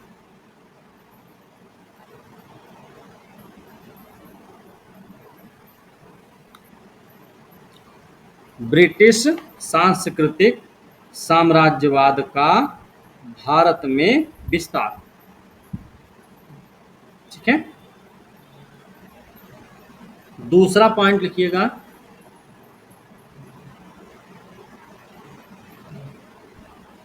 ब्रिटिशकालीन शिक्षा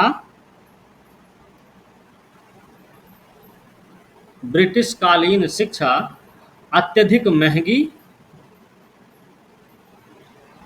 महंगी और अंग्रेजी में उपलब्ध। ठीक है, अगला पॉइंट,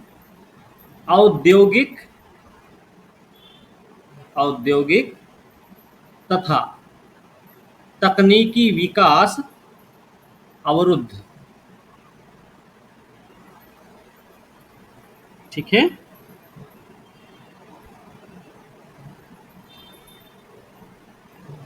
हो गया।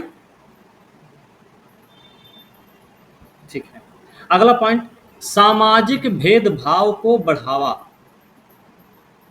सामाजिक भेदभाव को बढ़ावा।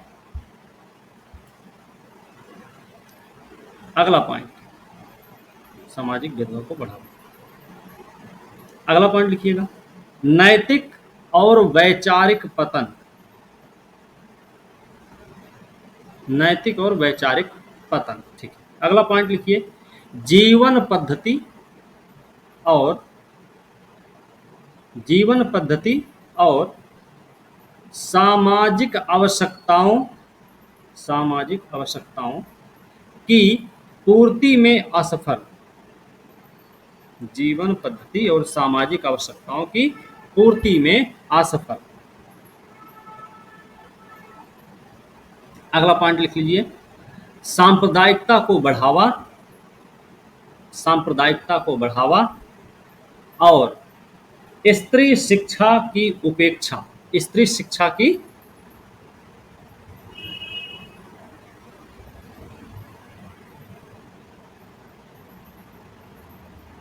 उपेक्षा। हो गया, चलो आगे चलते हैं। अब सकारात्मक प्रभाव क्या रहा है, सकारात्मक भी लिख लो।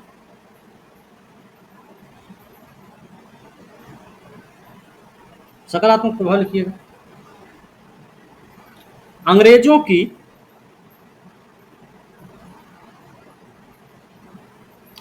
की आर्थिक मीमांसा प्रकटीकरण, ये हो गया। दूसरा पॉइंट लिखिएगा, भारतीय समाज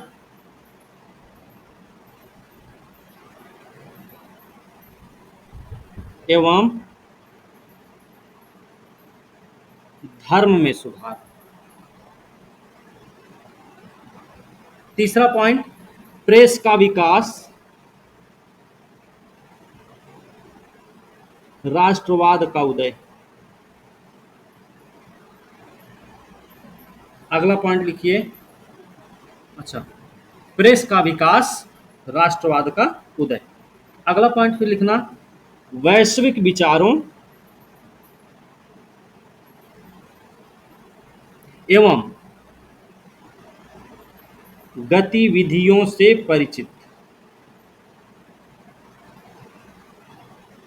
परिचय हुआ इन लोगों का, है ना।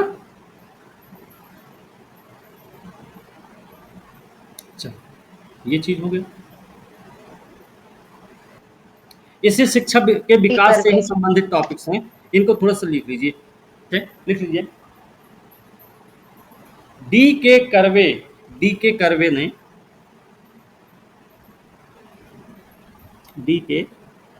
कर्वे ने बंबई में महिला विश्वविद्यालय की स्थापना की। ठीक है,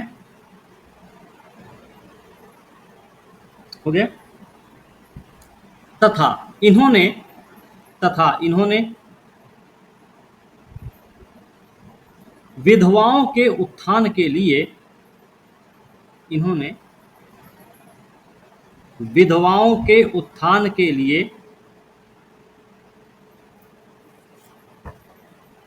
विधवा विवाह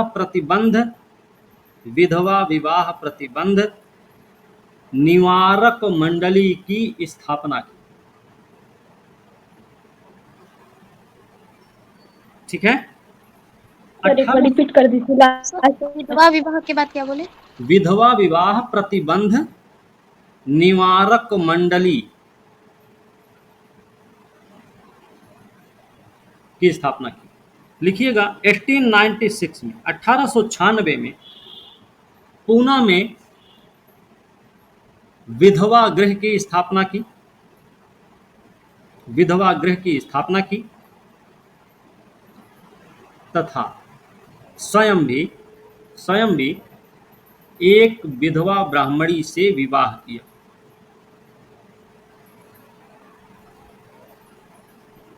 है ना, ठीक है।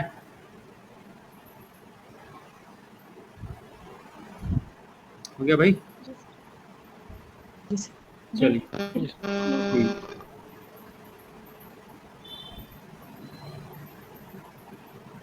ठीक। अगला पॉइंट भी लिखिएगा, अलग से लिखिएगा। अच्छा, इनको ना 1958 में भारत रत्न भी दिया गया डी के कर्वे महोदय को। ठीक है, 1958 में भारत रत्न भी दिया गया है इनको, ये भी याद रखने की जरूरत है। लिखिएगा, ठीक है ना, इतनी चीज क्लियर हो गई यहाँ तक। डी के कर्वे मुंबई महिला विश्वविद्यालय की स्थापना किए। विधवाओं के उत्थान के लिए उन्होंने विधवा विवाह प्रतिबंध निवारक मंडली की भी स्थापना की। साथ ही साथ 1896 में क्या किया इन्होंने, पूना में एक विधवा गृह की स्थापना की और खुद एक विधवा ब्राह्मणी से विवाह किए। इनको 1958 में भारत रत्न से सम्मानित किया गया। 80 में क्या हुआ, डेक्कन एजुकेशनल सोसाइटी, या फिर ऐसे बोले 1880 में वी के चिपलूनकर, बी जी तिलक और एम बी नाम जोशी के द्वारा डेक्कन एजुकेशनल सोसाइटी की स्थापना न्यू इंग्लिश स्कूल के साथ पुणे में की गई थी। ओके, अब लिखिए 1817 में डेविड हेयर और अलेक्जेंडर डफ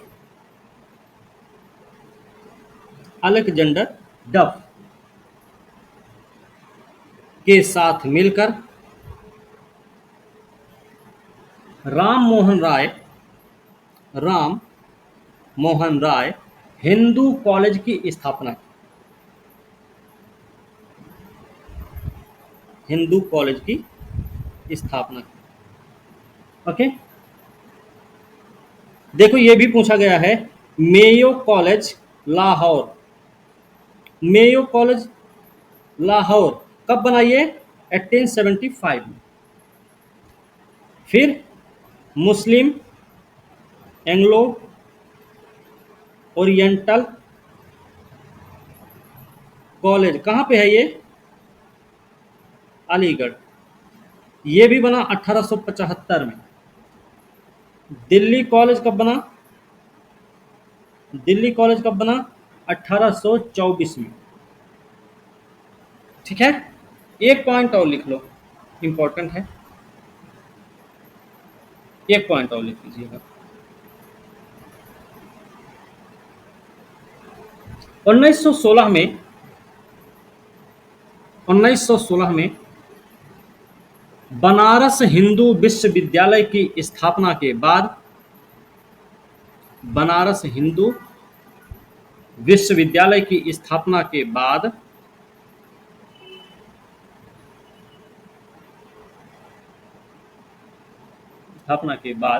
1919 से 1938 तक 1919 से 1938 तक कुलपति रहे मदन मोहन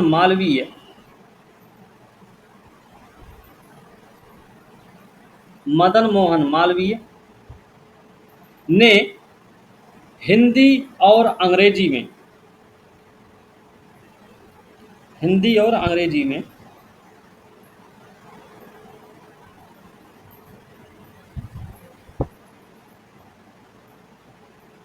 हिंदुस्तान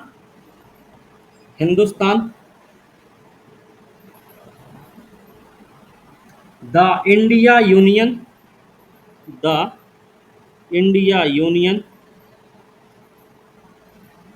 अभ्युदय मर्यादा किसान नामक पत्रिकाएं निकाली।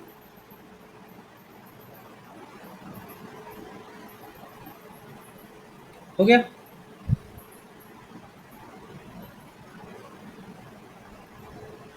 भाई, भारत में शिक्षा के विकास में भारत मंत्री सेक्रेटरी ऑफ स्टेट जिसको बोलते हैं, इसने 1854 की शिक्षा विषयक विज्ञप्ति एजुकेशनल डिस्पैच एक और महत्वपूर्ण कदम रही है। 1854 का नाम लिया जा रहा है, मतलब बुर्स डिस्पैच की बात चल रही है ना। इस विज्ञप्ति ने भारत सरकार से जन शिक्षा की जिम्मेदारी लेने को कहा। था बुर्स डिस्पैच ने या शिक्षा विषयक विज्ञप्ति ने। इस प्रकार उसने अधोगामी निस्यंदन सिद्धांत को कम से कम कागजी तौर पर तो छोड़ दिया था, ठीक है, लेकिन व्यवहार में सरकार ने शिक्षा के प्रसार के लिए कुछ भी नहीं किया और उस पर नाम मात्र खर्च किया। विज्ञप्ति द्वारा दिए गए निर्देशों के अनुसार सभी प्रांतों में शिक्षा विभाग बने। विज्ञप्ति के द्वारा जो निर्देश दिए गए थे उस आधार पर सभी प्रांतों में शिक्षा विभाग बन गए थे। 1857 में कलकत्ता, मुंबई और मद्रास में संबद्धकारी एफिलिएटिंग विश्वविद्यालयों की स्थापना हुई। ये संबद्धकारी शब्द भी आपको याद रखना है, क्योंकि अभी तक जो हमने शिक्षा के बारे में पढ़ा उसमें हमने ये संबद्धकारी जैसे शब्द के बारे में नहीं पढ़ा था, नहीं है ना भाई? प्रसिद्ध बंगला उपन्यासकार बंकिम चंद्र चटर्जी 1858 में कलकत्ता विश्वविद्यालय के प्रथम 2 स्नातक में से एक थे। कौन है? बंगला उपन्यासकार हैं, ठीक है ना। कलकत्ता विश्वविद्यालय के पहले 2 जो स्नातक रहे उनमें से एक यही है। सभी बड़े बड़े दावों के बावजूद कंपनी और बाद में ब्रिटिश राज के अधीन भारत सरकार ने भारत में पाश्चात्य विद्या या किसी भी अन्य विद्या के प्रसार में वस्तुतः कोई गंभीर दिलचस्पी नहीं ली थी। यहाँ तक कि जो सीमित प्रयास किया गया वह उन कारकों का परिणाम था जिनका लोक कल्याण की भावनाओं से कोई संबंध नहीं था। मतलब ये यहाँ कहने का है, जो भी प्रयास किए गए वो सीमित रहे, और जो सीमित प्रयास किए गए वो भी इस बात के लिए नहीं किए गए कि लोगों का कल्याण करना है, भारत के लोगों को शिक्षित करना है ना। उनका सिर्फ एक मोटो था कि हमें हमारा सपोर्टर चाहिए, ठीक है ना, रंग में चाहे जैसे हो लेकिन विचार से वो अंग्रेज ही होने चाहिए, बात समझे ना। और छोटा मोटा काम करने के लिए हमको क्लर्क लेवल का वो भी कर्मचारी भी तैयार रखना है। बस उनको यही इतना चाहिए था। साथ ही साथ वो ये चाहते थे कि जो हमारे यहाँ पर तैयार माल है ना, उसके उपभोक्ता हमको मिल जाए आसानी से, बात समझे। यही इनकी इच्छा थी। इस दिशा में आधुनिक सर शिक्षा के ठीक है, इस दिशा में आधुनिक शिक्षा के पक्ष में प्रगतिशील भारतीयों, विदेशी ईसाई धर्म प्रचारकों, लोकोपकारी अवसरों और अन्य अंग्रेजों का आंदोलन कुछ महत्व रखता है, मगर सबसे महत्वपूर्ण कारण था प्रशासन का खर्च कम करने की चिंता। मतलब सबके अपने अपने प्रयास रहे, सबने अपने अपने तरीके से प्रयास किया। धर्म प्रचारकों ने इस बात को लेकर आधुनिक शिक्षा का प्रचार किया था, इस उम्मीद से धर्म शिक्षा का प्रचार किया था कि लोगों का अपने धर्म से भरोसा उठ जाएगा और वो क्या करेंगे, ईसाई धर्म की ओर मूव कर जाएंगे। उनको ये भरोसा था। अंग्रेजों को ये बात पता चल रही थी कि अगर हमने इनको शिक्षित कर दिया तो ये हमारे सपोर्ट में खड़े रहेंगे, छोटे मोटे काम हमारे कर दिया करेंगे, सस्ते मस्ते में हमारा काम निपट जाया करेगा, है ना, और हमें उपभोक्ता मिल जाएंगे बड़े लेवल के। बात समझे। सबकी अपनी अपनी मंशाएं थी, लेकिन जो चिंता का विषय था वो ये था कि प्रशासन ज्यादा खर्च करने की इच्छा नहीं रखता था। ठीक है। इसके लिए सरकार शिक्षित भारतीयों की संख्या बढ़ाना चाहती, जिससे प्रशासन और ब्रिटिश व्यावसायिक प्रतिष्ठानों की छोटे कर्मचारियों की बड़ी और बढ़ती हुई जरूरतों को पूरा किया जा सके। शिक्षित भारतीय अपेक्षाकृत सस्ते पड़ते थे, इसलिए ये चाहते थे। इन कामों के लिए पर्याप्त संख्या में अंग्रेजों को बाहर से लाना बहुत खर्चीला था और शायद संभव भी नहीं था। चलिए, सस्ते क्लर्कों की संख्या बढ़ाने पर जोर देने के फलस्वरूप स्कूलों कॉलेजों में आधुनिक शिक्षा दी जाने लगी। सस्ते क्लर्कों की संख्या बढ़ाने पर जोर दिया जाना था, इसलिए स्कूल और कॉलेज में आधुनिक शिक्षा दी जाने लगी थी, जिसने वहां शिक्षा प्राप्त करने वालों को कंपनी के प्रशासन में काम करने लायक बनाया। साथ ही इन संस्थानों ने अंग्रेजी पर जोर दिया, जो स्वामियों और प्रशासन की भाषा हुआ करती थी। अंग्रेजी भाषा पर जोर दिया, और जो अंग्रेजी भाषा थी वो किसकी भाषा थी, आम बोलचाल की भाषा तो थी नहीं भारत में, वो कंपनी वालों की थी, और जो वहाँ के मालिक टाइप के थे, जो प्रशासन था, उनकी भाषा थी अपनी। अंग्रेजों की शिक्षा नीति का एक अन्य प्रयोजन इस धारणा से निकला था कि शिक्षित भारतीय इंग्लैंड में बनी वस्तुओं के बाजार का भारत में विस्तार करेंगे। ठीक है ना। उदाहरण के लिए मैकाले ने निर्देश दिया था, निर्देश क्या दिया था, हम ऐसा वर्ग बनाने के लिए जी जान से प्रयत्न करना चाहिए हमें, जो हमारे और उन करोड़ों लोगों के बीच जिन पर हम शासन करते हैं दुभाषीय का काम कर सके। ये भी एक मुद्दा रहा है। ये उन लोगों का वर्ग हो जो रक्त और रंग की दृष्टि से भारतीय, मगर रुचि, विचार, आचरण और बुद्धि की दृष्टि से अंग्रेज हों। ये मैकाले का अपना कथन है, आचरण तथा बुद्धि की दृष्टि। इस प्रकार अंग्रेजों ने आधुनिक शिक्षा का उपयोग देश में अपनी राजनीतिक सत्ता को मजबूत बनाने के लिए करना चाहा। परंपरागत भारतीय शिक्षा प्रणाली धीरे धीरे सरकारी समर्थन के अभाव, उससे भी अधिक 1844 की सरकारी घोषणा के कारण समाप्त हो गई। जो परंपरागत भारतीय शिक्षा प्रणाली थी, सरकारी समर्थन का अभाव उसको नहीं मिला, इसलिए वो समाप्त हो गई। दूसरी बात यह रही कि 1844 की जो सरकारी घोषणा रही, उसके चलते भी वो समाप्त हो गई, जिसके अनुसार यह कहा गया था 1844 में कि सरकारी रोजगार के लिए आवेदन करने वालों को अंग्रेजी का ज्ञान होना चाहिए। 1844 की जो घोषणा रही है वो क्या रही है, वो हमें पता होना चाहिए कि सरकारी रोजगार के लिए अगर आवेदन करना है तो उसे अंग्रेजी आनी चाहिए। इस घोषणा में अंग्रेजी माध्यम वाले स्कूलों को अधिक लोकप्रिय बना दिया। इस घोषणा ने अंग्रेजी माध्यम वाले स्कूलों को अधिक लोकप्रिय बना दिया, अधिकाधिक छात्रों को परंपरागत स्कूलों को छोड़ने के लिए बाध्य कर दिया। 1844 की सरकारी जो घोषणा रही है, उसने परंपरागत स्कूलों को बंद कर दिया, है ना, बंद होने के लिए मजबूर कर दिया, बच्चों को परंपरागत स्कूल छोड़ने के लिए मजबूर कर दिया।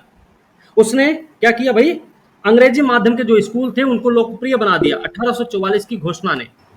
ठीक है, ये हमें याद रखना है। शिक्षा प्रणाली की एक मुख्य कमजोरी थी। कमजोरी क्या थी उसकी, शिक्षा प्रणाली की सबसे बड़ी कमजोरी क्या थी, आम जनता की शिक्षा की उपेक्षा, है ना। शिक्षा प्रणाली की सबसे बड़ी कमजोरी थी आम जनता की शिक्षा की उपेक्षा। परिणाम क्या निकला, परिणाम यह निकला कि भारत में जन साक्षरता की स्थिति 21 की तुलना में 1821 की तुलना में 1921 में शायद ही अच्छी थी। 1911 से 1911 में 94%, 1921 में 92% भारतीय निरक्षर थे। इतने निरक्षर थे यहाँ पे। शिक्षा के माध्यम के रूप में भारतीय भाषाओं की जगह अंग्रेजी के ऊपर अधिक जोर ने जनता में शिक्षा का प्रसार ही नहीं होने दिया। उसमें शिक्षित लोगों और जनता के बीच भाषा तथा संस्कृति की खाई पैदा करने की प्रवृत्ति भी नजर आने लगी। क्योंकि छात्रों को स्कूलों तथा कॉलेजों में फीस देनी पड़ती थी, जो अब स्कूल खोले गए उसमें फीस देनी पड़ती थी, बात समझे? अगर सर मान लीजिए कि शिक्षित लोगों और जनता के बीच भाषा संस्कृति खाई पैदा करने की प्रवृत्ति भी नजर आने लगी। जो शिक्षा अंग्रेजों ने दी उसमें शिक्षित लोग और जो जनता के बीच भाषा संस्कृति खाई पैदा करने की प्रवृत्ति भी नजर आने लगी। मतलब शिक्षित लोग और जनता, जनता का मतलब कौन? जो जिसको जो अंग्रेजी नहीं बोल पाते हैं, ठीक है। चूंकि छात्रों को चलो क्योंकि छात्रों को स्कूलों तथा कॉलेज में फीस देनी पड़ती, इससे शिक्षा काफ़ी महंगी थी। धनी वर्ग शहरी लोगों को इस पर एक अधिकार हो गया, ठीक है। अब स्कूल में कॉलेज में फीस देनी पड़े तो शिक्षा महंगी है, महंगी होने के नाते भाई गरीब आदमी उसमें नहीं पढ़ा सकता है। कौन पढ़ाएगा? अमीर आदमी। अमीर आदमी का ही शिक्षा पर एक अधिकार है, जाहिर सी बात है उन्हीं के बच्चे क्या करेंगे? आगे बढ़ेंगे। प्रारंभिक शिक्षा नीति में, अच्छा ये चीज़ हमें पता रहनी चाहिए कि जो नई शिक्षा नीति आई, अंग्रेजों वाली जो शिक्षा नीति लागू हुई थी, उसने धनी वर्ग, शहरी लोगों और आम जनता के बीच में किस प्रकार से या कैसी खाई पैदा की थी। तो उसका मतलब है इस व्यवस्था ने क्या किया है? पढ़ाई के लिए तो पहले शिक्षा के लिए सबसे पहले तो फीस लागू किया उन्होंने, और फीस भी अच्छी खासी रही, उससे गरीब नहीं जा सकता था। दूसरी चीज थी जो परंपरागत शिक्षा हमारी थी, जैसे लोकल लैंग्वेज में, स्थानीय भाषाओं में जो शिक्षाएं दी जाती थी, उसकी जगह पर इन्होंने क्या किया? अंग्रेजी को कंपलसरी बना दिया। इस व्यवस्था ने भी हमारे यहाँ पे गरीब और अमीर के बीच में लंबा चौड़ा फासला खड़ा कर दिया लाके। बात समझ आ रही? गुणवत्ता तीसरा कारण हो सकता है, लेकिन गुणवत्ता में क्या आ सकता है? जैसे हमारे यहाँ क्या था ना, शिक्षा तो दी जाती थी, शिक्षा के साथ साथ उनको संस्कार भी बताए जाते थे। बड़ों का सम्मान कैसे करना है, उनका आदर भाव कैसे रखना है, आपको समाज में कैसे डील करना है, तो उस समाज को कैसे आप लेकर चलेंगे, वो सारी चीजें भी बताई जाती थी, है ना। लेकिन यहाँ पे क्या है?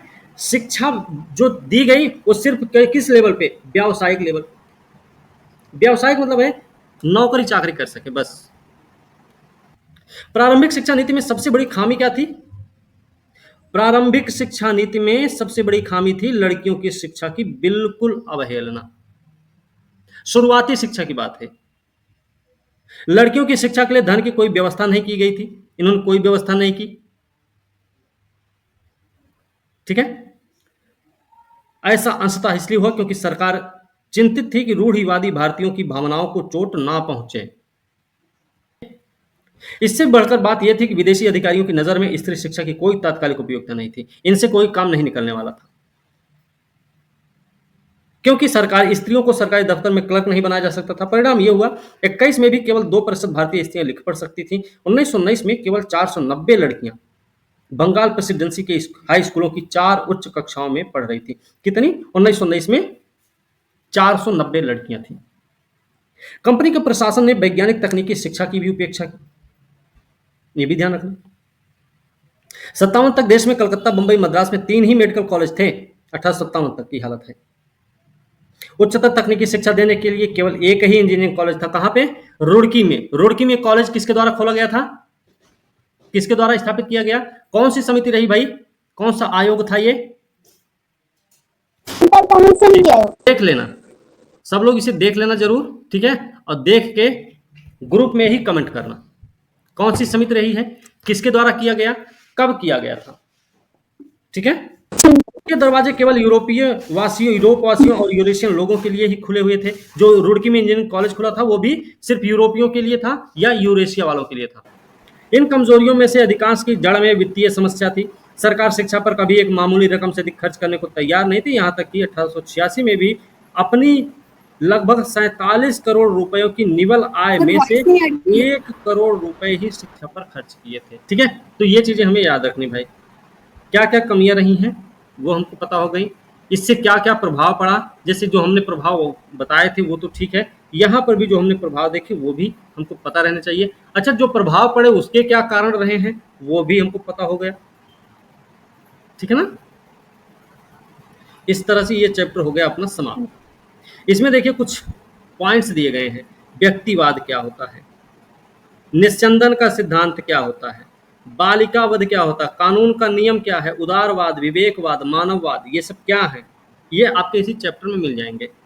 प्रशासन, नागरिक सेवा, सेना और न्यायपालिका के पीछे छिपे उद्देश्यों के विशेष संदर्भ में भारतीय प्रशासन की आधारभूत विशेषताओं की विवेचना करें। अगर ये प्रश्न लिख पाए तो लिख सकते हैं आप लोग, अगर आप लोग लिखना चाहें तो लिख सकते हैं ये वाला।